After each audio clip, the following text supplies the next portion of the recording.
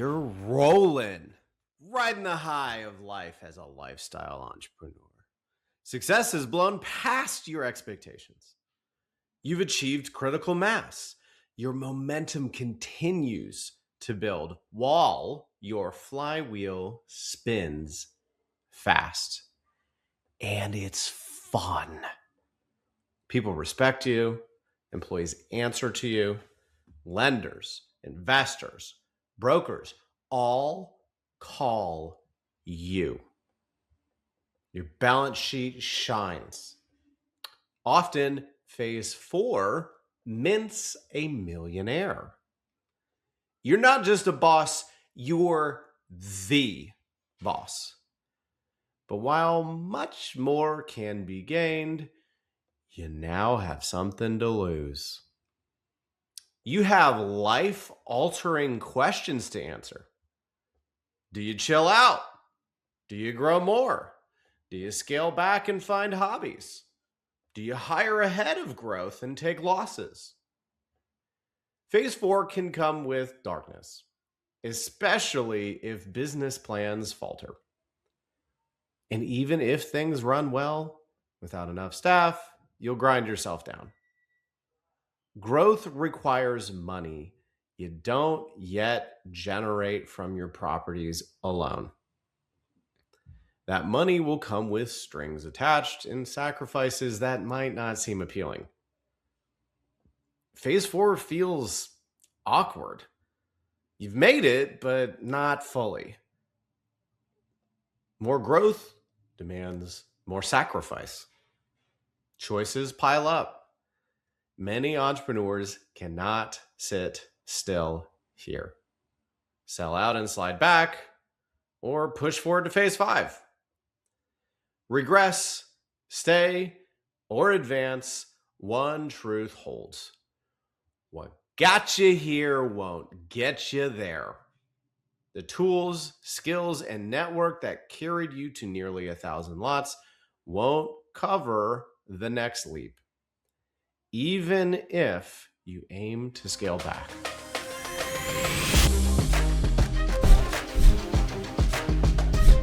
Mobile home parks need good would-be entrepreneurs to get off the sidelines and into the game.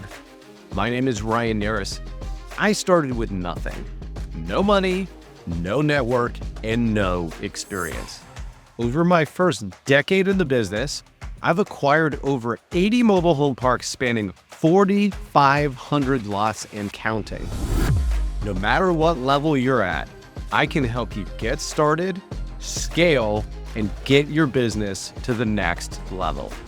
I'm Mike Panzolini. In my 10 years working in private equity, I've managed over 250 mobile home parks.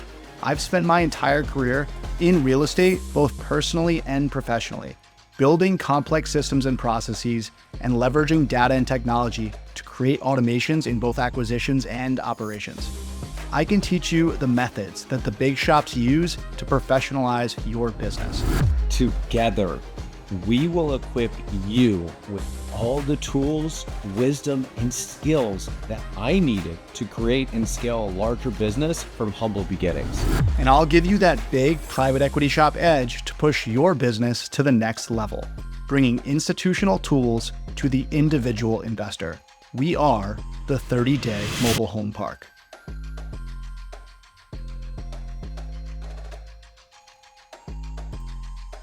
Chapter 1, definition. Let's define phase 4. Generally speaking, phase 4 occurs from, call it, between 500 lots and 1,000 lots. Each phase going forward will have fuzzier borders and start to really look and feel different for each person. Generally speaking, phase 4, though, consists of reaching your first $1 million of net worth and exceeding your critical mass level of income by a good margin, and still not quite having enough money coming in from fees to be fully staffed. Sometimes you get lucky or hire a regional manager type that can do it all. But even then, that person or team will need time off, and you'll still be relying heavily on people's talent, and you can't afford true specialists. Not yet. If your portfolio consists of nearly all tenant-owned homes with direct build utilities, then consider yourself super lucky. Most of us have to bill back utilities and or have private utilities with a good sprinkle of park-owned homes. Billing back water or chasing down titles or dealing with collections issues all come with time and effort either from you, your staff, or a combination. Even if you stumble into this unicorn type situation of all tenant-owned homes with direct build utilities, in order to grow, you'll need a bigger staff. Phase 4 will be the last time you can get away being a mom and pop. Phase 5 will necessitate becoming a truly professional outfit. Bear with me, all. As we progress through these later phases, I will struggle providing you with a crisp, clear way to define each stage. Chapter 2, defining purgatory. You make a couple $100,000 per year. You have $1 million plus net worth. What makes this purgatory?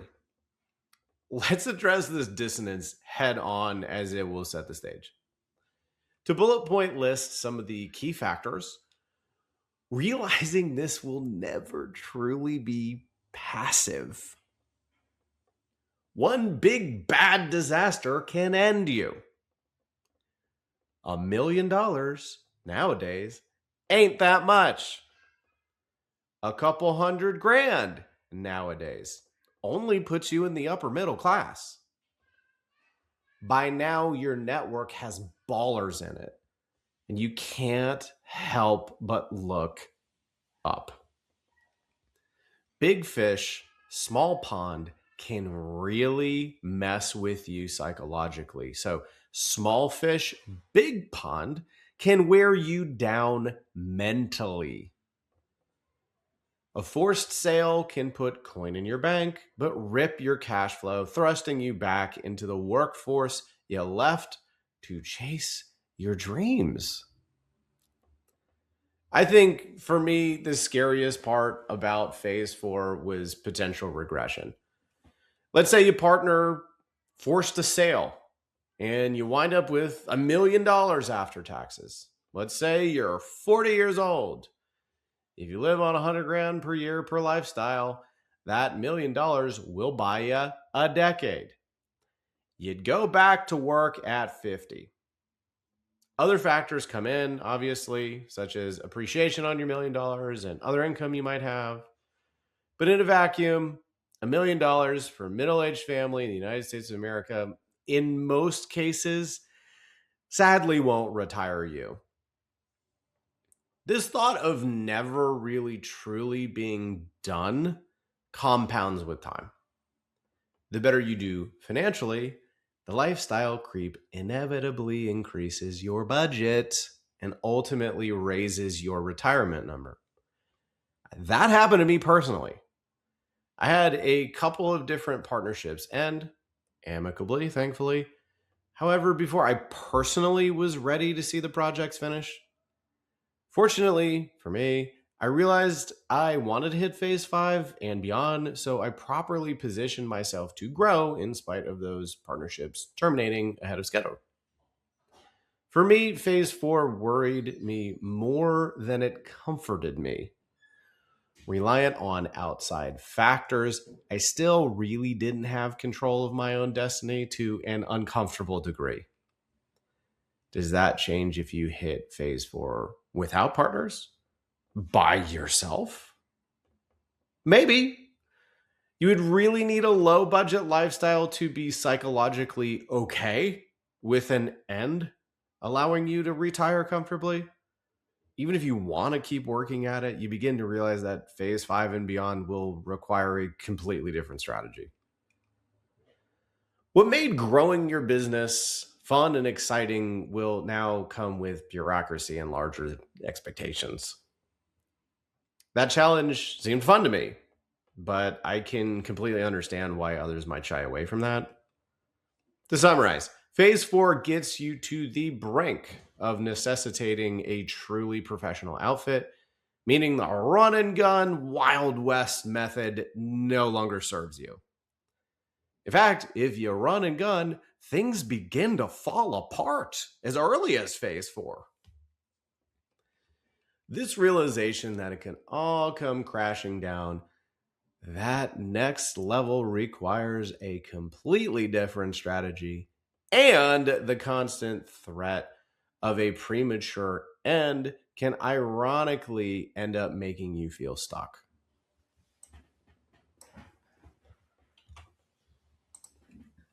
Chapter 3, chilling in phase 4. I'm ambitious. I can't sit still or even take more than a couple of days off. I truly love working and building something.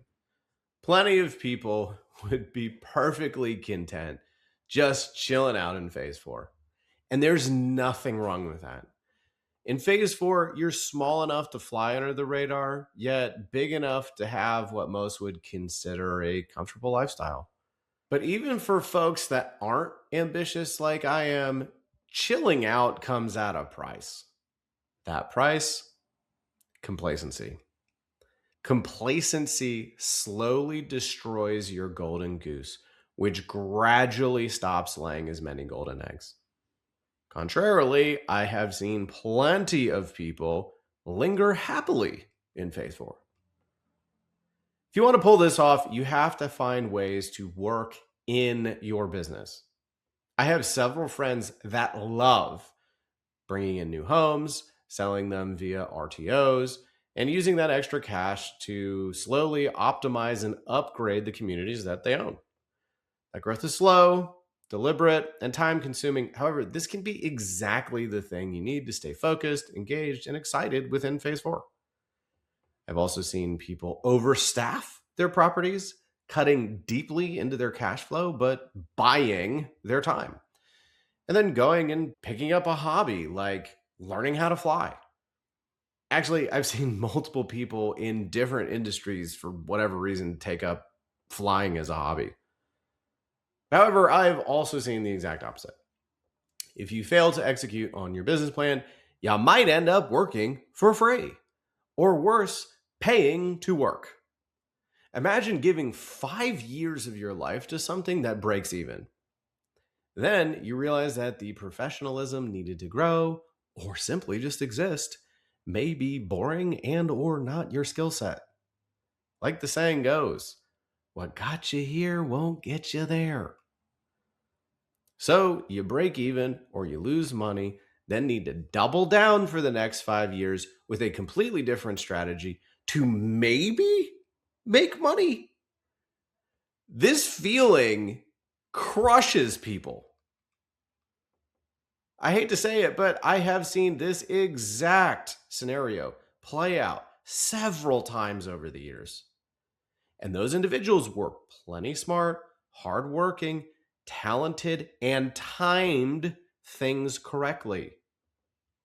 I have seen plenty of groups over the years hope to acquire first and then hire the best operators after the fact to clean up the sloppiness of growth. I've now been around this industry long enough to see that specific strategy fail to some shockingly and embarrassingly high degrees. Lawsuits from investors who feel tricked, rightfully so, come piling in. The darkness of a failed business plan casts a long shadow. What happened to those people in those groups? Some exited, some stuck around. All of them suffered. For me, my hobby was, and still is, my work. I love it. I find satisfaction in both growing my business and helping others along the way, hence this podcast. If you plan to chill in phase 4, my best advice to you is to have a clear hobby ready and waiting for you. Do not stumble your way into phase 4 and hope things will just sort themselves out. They won't. But I want to say I have met plenty, and I mean plenty, of people who found their way in phase 4. Go grab life by the horns. Don't work hard, hoping one day things will just fall in your lap. Chapter 4, Escaping Phase 4. Scale. Scale. Scale will continue to serve as the answer for jumping each stage to the next.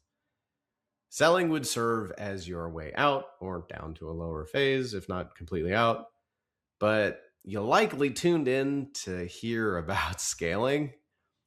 At some point, I should just craft an episode just about selling. Selling your properties the right way also comes with a skill set, just like acquisitions. If you don't sell often, your lack of practice could end up costing you. But let's discuss scaling. If you execute your business plans, you have more than enough cash flow.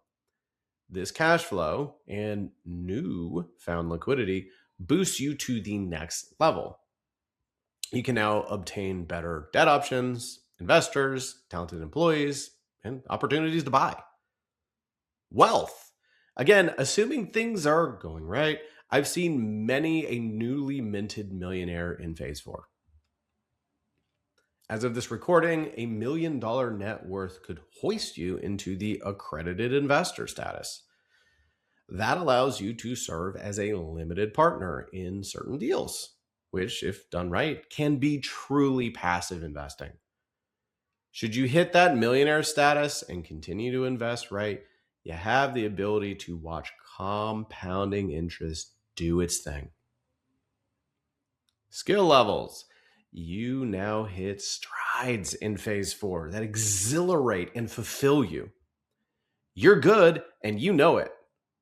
You can channel this newfound confidence into taking on opportunities that would have otherwise been passed on while you were in former phases. Established and secure. You have a rough volume that if things are going well, you hit a great level of stability. Banks, investors, and employees seek this stability and predictability. If you make good on your promises and deliver, people will flock to you. Harness this strength and reputation to your benefit. From your liquidity, balance sheet, network, skill set, accredited investor status, and confidence, you can now commit to growth. Now, what does this growth look like?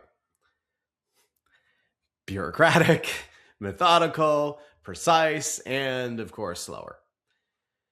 If you hated accounting, well, now you got a problem. Because hiring a virtual assistant as a bookkeeper, it's not going to be enough. You'll need to hire a proper accountant. Seriously, I recall when I hit phase 5, that we had over 50,000 lines on our general ledgers per month. That level of scale far exceeds what one or even a couple of talented VAs could do alone, not to mention the higher level of accounting required. Fly by handle won't fly anymore. You'll need precision, if nothing else, to limit your liabilities. Things like HR start to become a factor. Do you track PTO? Do you offer health care? What about sick leave or grievance time? What if an employee acts inappropriately? What if they sue you? Or say a key role is outside their scope of work, but you don't have a contract spelling this out. Honestly, the biggest piece here is simply systematizing everything. I spent so much time upfront automating and systematically building my business that adding in employees came naturally. I fought hard to automate before we needed to. I partnered with companies like Rent Manager, Avid Exchange, Metron, AM Rent, Zego Paylease, and several others along the way. I can't remember who gave me the following advice, but it changed everything for me. Someone once asked, "Can you do that activity 10,000 times in a day?" If I couldn't, then I needed a system. If I could, then technically I could get away with a run and gun answer. How did I scale? I tried to build those systems before I needed to do them 10,000 times per day. Accounting will make or break you. Want to know what served as the demise of those groups that I mentioned earlier? You can believe it, it wasn't just bad operating, it was bad accounting. People can forgive things outside your control. People can't forgive unforced errors. Those big time lenders and investors expect and demand clean books. Speaking of automation, companies like Zego Paylease for accounts receivable and Having Exchange for accounts payable can smooth out so many accounting related things. Not everything, but can be a massive help. Plenty of similar companies can do great things. Now, going back to what I said earlier about having 50,000 monthly lines on our general ledger, well, one big reason why I have been able to grow is simply strong accounting. Makes life easier. I built out my rent manager slowly over time by myself. I couldn't afford a bookkeeper, and needing to serve as my own one was one of the best things I could have ever done. By the time I handed off my accounting duties to my first full-time United States-based accountant, I had every bank account and every credit card reconciled to the penny up until literally midnight the day of the transition. Beyond accounting, you have things like leases, zoning verification letters, surveys, property photos, dealer's license, LLC and permit renewals, utility tracking, title work, and so on. And all these administrative items end up reaching 10,000 times per day with growth. Build your systems now so hiring and firing / replacing can be seamless. Well, in all fairness, things are never truly going to be seamless. But let me tell you, losing an accountant, but having so many systems set up that we can take our time to find a suitable replacement is so much better than the nightmare it is if the opposite is true.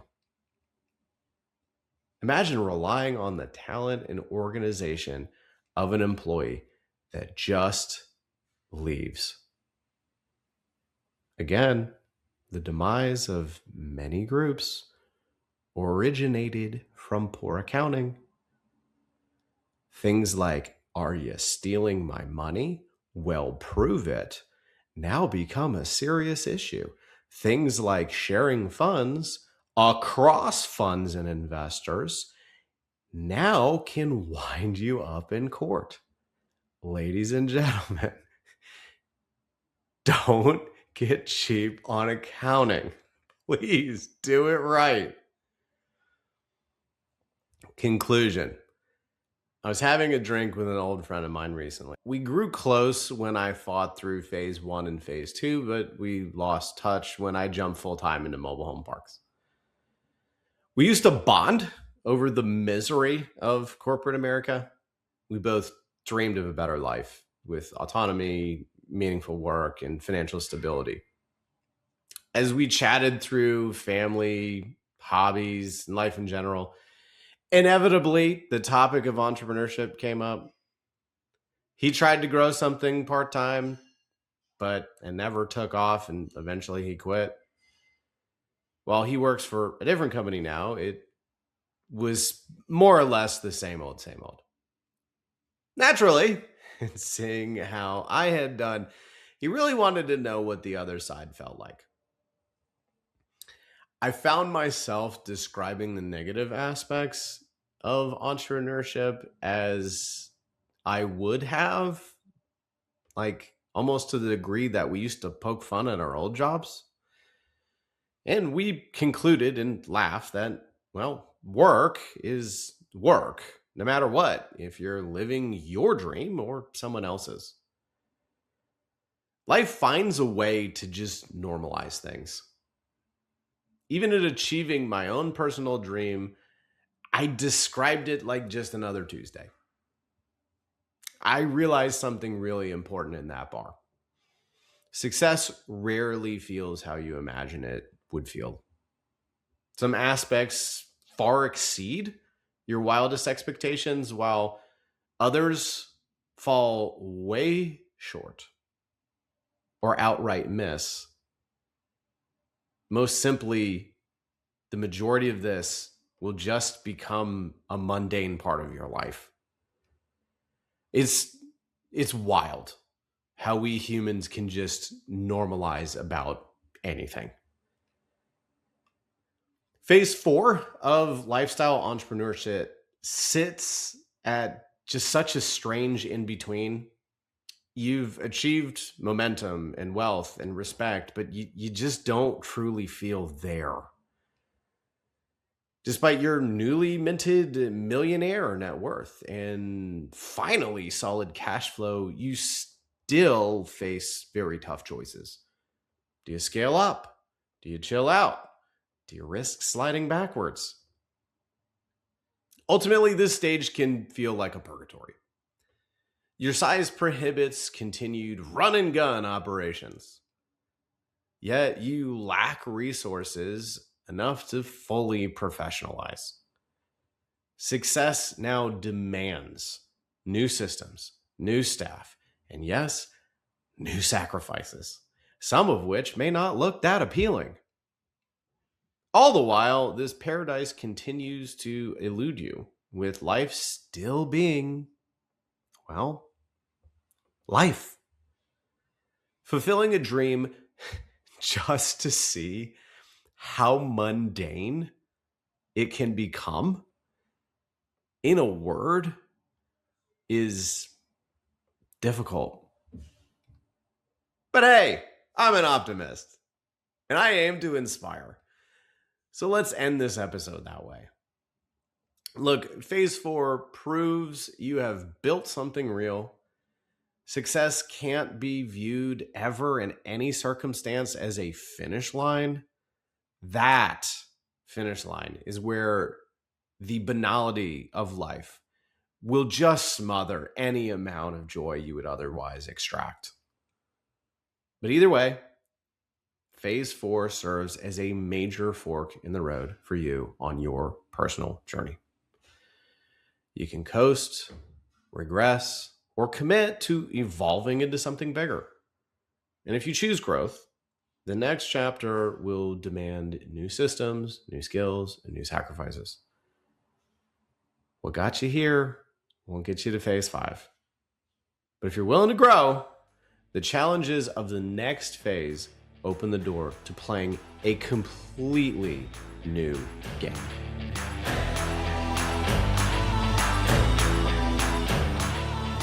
Entrepreneurs make mistakes, but with the overwhelming amount of free information out there, you don't have to be doomed to make those same mistakes. You just have to find a consolidated version of the most important information. What if I told you that Ryan and I will gift you all of the due diligence mistakes that he and I have made over the years for free? What if I also told you that Ryan and I will hop on a 30-minute coaching call to walk through any questions you might have, give you advice, and even do a free live deal review to get you started on your first or next mobile home park acquisition? Just leave us a 5-star review, screenshot the review after it goes live, and click the link in the show notes to fill out the form and send it to us.